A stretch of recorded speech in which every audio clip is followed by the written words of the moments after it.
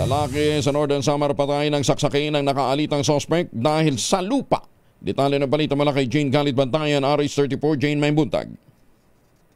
Dahil naman sa namumuong alitan sa lupa ay nahawi ito sa insidente ng pagpatay na naganap sa bayan ng Pambuhan, Northern Samar sa barangay ng Hinulgan.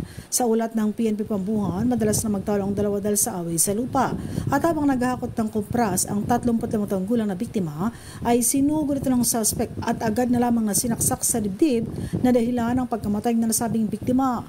Ngunit matapos ang krimen, agad din na sumuko sa barangay official sa nasabing suspect at itinurn over ito na nasabing mga barangay officials sa mga pulis. Ipinaalam naman ng otoridad sa nasabing akusado ang kanyang mga karapatan alinsunod sa Miranda Doctrine. Agad itong dinala sa Pambuhan Municipal Police Station na ngayon ay nakakulong para sa tamang disposisyon at inihahanda na ang kasong pagpatay laban sa nasabing akusado.